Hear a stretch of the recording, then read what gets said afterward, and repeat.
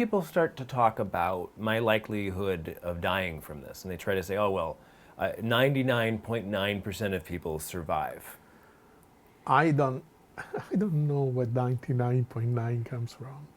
Well, I think that they're basically looking at how, like, so if 300,000 people in the United States have died, and there's 300 million people in the United States, and that's 0.1% of the population has already died of coronavirus, Yeah, but and that's that's not where they get their 99.9% right. survival But rate. that is not the number of people infected.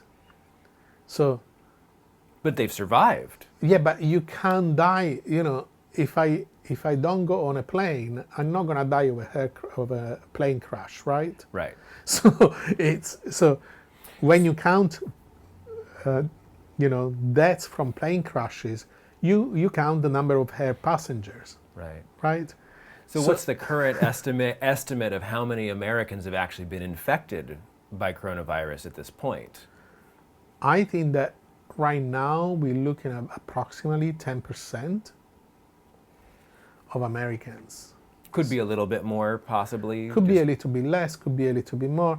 I think that we are talking about 22 million or 25 million infections as of today. You can check on the counters.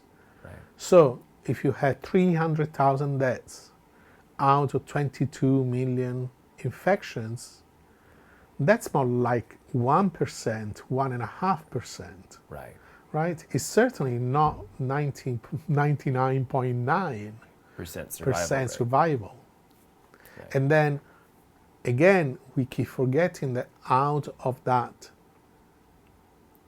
22 million, 2 million will have probably permanent or long-lasting symptoms of some kind.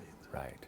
Which is to say, it's, I'm part of the 99.9% of survivors, is to not understand that there may only be 92% of people who get out of this without Unscathed. long-term symptoms. Right.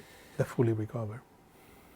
Right. So still, the majority of people by far are going to get through this unscathed, but that's why we have to have a bigger minded picture here of, well, who's dying, who's getting really badly sick, who's being impacted by this. It's enough people that it's going to deeply impact society for years. How many people are we accepting as a loss for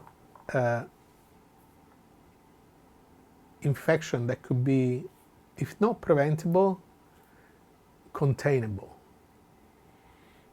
So although I appreciate that, you know, if you're 25, healthy, you don't have a huge risk of dying of COVID, but you still have a risk.